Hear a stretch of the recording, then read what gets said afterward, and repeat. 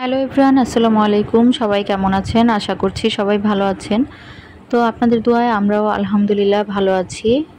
আজকে আবার নতুন আরেকটি ভিডিও নিয়ে আপনাদের মাঝে হাজির হয়ে গেলাম। আজকের ভিডিওটাও সকাল সকাল শুরু করে দিলাম। সকাল সকাল হচ্ছে আমি এখানে পাস্তা রান্না করে নিচ্ছিলাম। সব সময় রুটি খেতে ভালো লাগে না, আবার রুটি বানাতেও অনেক সময়ের ব্যাপার। তো মাঝে মাঝে হচ্ছে ঘুরিয়ে ফিরিয়ে নাস্তাটা করার চেষ্টা করি। তো আজকে হচ্ছে সকালবেলা পাস্তা রান্না করে নিচ্ছিলাম। ভিডিওর প্রথমেই আপনাদের কাছে একটা রিকোয়েস্ট করি, যারা আমার ভিডিওটা দেখছেন দূরে এবং কাছে যে যেখান থেকে দেখছেন না কেন, ভিডিওর শুরুতেই প্রথমেই আপনারা একটা লাইক দিয়ে দিবেন ছোট করে।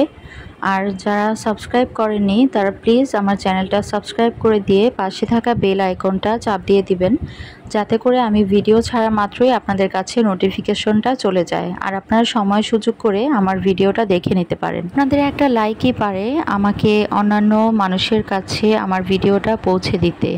তো প্লিজ আপনারা দয়া করে একটা লাইক দিয়ে দিবেন। তো কথা বলতে বলতে এখানে হচ্ছে আমি দুপুরের রান্নার জন্য মুরগি রান্না করে নিচ্ছিলাম। আলু দিয়ে মুরগির ঝোল করছিলাম। যেহেতু বাচ্চারা মুরগি খেতে পছন্দ করে, তো ভাবলাম যে আজকে আলু দিয়ে মুরগি রান্না করলে সবার জন্যই হয়ে যাবে, আর আমাদের জন্য আর অন্য কিছু করতে হবে না। তো মুরগি টুরগি রান্না করার পর খাওয়া দাওয়া করে দুপুরে এখানে হচ্ছে সন্ধ্যাবেলা কিছু শুকনা বাজার করেছিলাম। তো শুকনা বাজারের মধ্যে এখানে পাস্তা এনেছিলাম, খোলা কেজি হিসেবে যে পাস্তাটা পাওয়া যায় সেটা এনেছিলাম। তো প্যাকেটের পাস্তা আর খোলা পাস্তাটা সেমই, কিন্তু প্যাকেটের পাস্তার তুলনায় খোলা পাস্তাটা অনেক কমে পাওয়া যায়। আর এখানে হচ্ছে বেকারির বিস্কিট এনেছিলাম। তো এগুলো বাসায় থাকলে হচ্ছে বাচ্চারা সব সময় এটা সেটা খেতে চায়, তো নিশ্চিন্ত থাকা যায়। তারপর হচ্ছে আলু পেঁয়াজের দাম তো বেড়েই চলেছে, তো একবারে আলু পেঁয়াজ কিছুটা নিয়ে আসলাম। তো এখানে হচ্ছে আলু পেঁয়াজগুলো ঢেলে রাখছিলাম। আসলে বাজার আনার পরে বাজারটা গুছিয়ে রাখাটাও অনেক বড় একটা কাজ। তো যাই হোক, এখানে সব কিছু গুছিয়ে রাখছিলাম। তো তারপর হচ্ছে এখানে পেঁয়াজ টিয়াজ গুছানোর পর এখানে হচ্ছে আমি পাস্তাগুলো বক্সের মধ্যে হচ্ছে পাস্তাগুলো রেখে দিচ্ছিলাম। তো বাচ্চারা হচ্ছে পাস্তা খেতে পছন্দ করে, তাই হচ্ছে আমি এভাবে অনেকগুলো একসাথে পাস্তা নিয়ে আসি। আর যখন উত্তরায় থাকতাম তখন তো হচ্ছে এভাবে করে পাওয়াও যেত না। তো এখন যেহেতু সাভারে চলে এসেছি, তো এখানে আবার দেখলাম যে এখানকার বাজারে সব কিছুই খোলা পাওয়া যায়। বিস্কিট হোক, পাস্তা হোক, যে কোনো কিছুই কমেও পাওয়া যায়, আবার হচ্ছে খোলাও পাওয়া যায়। তো তারপর হচ্ছে ওইসব গুছানোর পর এখানে হচ্ছে আমি বাচ্চাদের জন্য একটা কেক বানিয়ে নিচ্ছিলাম। বাচ্চারা অনেক দিন যাবৎ বায়না করছিল যে কেক খাবে। আসলে আগে অনেক কেক বানানো হতো, যখন একটা ছেলে ছিল ঝামেলা কম ছিল। আসলে দুইটা ছেলে পরপর হওয়ার পর দেখা যায় যে আর কেক বানানো হয় না, ঝামেলা হয়ে যায়। তো বাচ্চারা বায়না করছিল যে অনেক দিন যাবৎ কেক বানানো না, তো কেক বানিয়ে দাও। যার কারণে হচ্ছে আমি এখানে কেক বানিয়ে নিচ্ছিলাম। তো কেক বানানোর জন্য প্রথমে হচ্ছে আমি এখানে একটা যে পাত্রে কেক বানাবো সেটার মধ্যে হচ্ছে তেল দিয়ে একটা পেপার বিছিয়ে দিয়েছি। পেপার বিছিয়ে রেখে এক সাইডে রেখে তারপর এখানে হচ্ছে শুকনো যে উপকরণগুলো আছে সেগুলো মিক্স করে নিচ্ছি। তো এখানে আমি হচ্ছে কোকো পাউডার দিয়েছি, তারপর হচ্ছে ময়দা দিয়েছি, বেকিং পাউডার, বেকিং সোডা, এগুলো সব কিছু হচ্ছে এখানে মিক্স করে নিচ্ছিলাম। আসলে কেক বানানোটা তো এখন আমরা সবাই পারি, ইউটিউব দেখে দেখে আমরা সবাই কম বেশি কেক বানাতে পারি।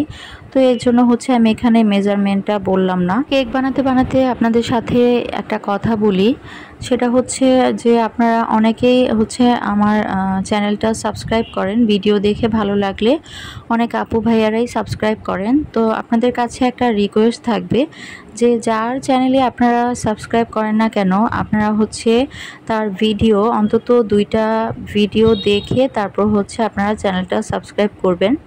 তা না হলে হচ্ছে আমাদের সাবস্ক্রাইবগুলো কেটে নিয়ে যায়। তো প্লিজ আপনারা এই কাজটা করবেন না, ভিডিও না দেখে কখনোই কারো চ্যানেল সাবস্ক্রাইব করবেন না। আর আরেকটা কথা বলি, আপনারা হচ্ছে সাবস্ক্রাইব যে করবেন তারপর সাবস্ক্রাইব তাকে যখন আবার ফিরিয়ে দিবেন তখন হচ্ছে আপনারা 24 ঘন্টা ওয়েট করে তারপর হচ্ছে ফিরে দিবেন। তা না হলে হচ্ছে সাবস্ক্রাইবগুলো হচ্ছে কেটে নিয়ে যায়।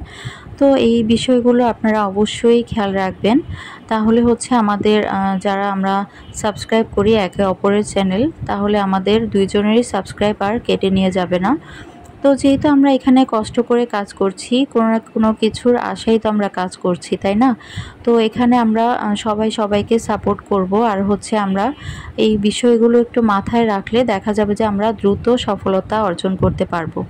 তো কথা বলতে বলতে এখানে হচ্ছে আমি ডিমের ফোমটা করে নিচ্ছিলাম, চিনি দিয়ে দিয়ে বারবার কয়েকবার চিনি দিয়ে দিয়ে হচ্ছে এখানে ডিমের ফোমটা করে নিচ্ছিলাম। আসলে স্পঞ্জ কেক বানানোর ক্ষেত্রে হচ্ছে ডিমের ফোমটা যত বেশি সুন্দরভাবে করতে পারবেন, এটার মেন ইয়েটাই হচ্ছে ডিমের ফোমটা। তো আমি এখানে ভালো করে ডিমের ফোমটা করে নিয়েছি।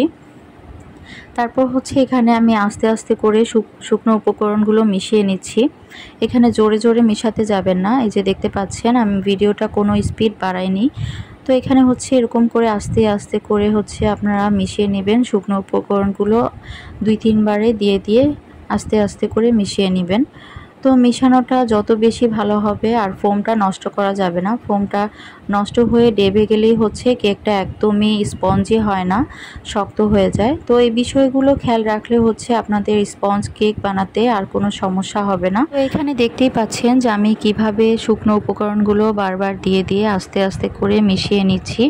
তো আপনারাও চেষ্টা করবেন, যারা নতুন কেক বানান তারা হচ্ছে এভাবে করে চেষ্টা করবেন। আর ডিমের ফোমটা করার সময় অবশ্যই আস্তে আস্তে করে বিট করে বারবার কয়েকবারে চিনি দিয়ে, তারপর যখন একবারে চিনিটা একদম হয়ে যাবে, মিশে যাবে, তারপর হচ্ছে আবার অল্প একটু চিনি দিয়ে আবার ডিমের ফোমটা করবেন। আসলে কেক বানানোর ক্ষেত্রে তাড়াহুড়া করা যাবে না, আস্তে আস্তে করতে হবে। তো এখানে হচ্ছে আমি ট্যাপ করে নিয়ে তারপর হচ্ছে আমার গ্যাস ওভেনে কেকটা বসিয়ে দিয়েছি। তারপর এখানে হচ্ছে কেকের জন্য একটু ক্রিম বানিয়ে নিব। সবসময় হচ্ছে হুইপ ক্রিমটা ব্যবহার করি, যেহেতু ছিল না বাসায়, তো যার কারণে হচ্ছে এখানে বাটার দিয়ে ক্রিমটা বানিয়ে নিচ্ছি। আর দেখুন মাশাআল্লাহ কেকটা অনেক সুন্দর হয়েছিল, মাশাআল্লাহ খেতেও অনেক বেশি মজা হয়েছিল। তো যাই হোক, আজকের ভিডিওটা কেমন লাগলো অবশ্যই কমেন্টস করে জানাবেন।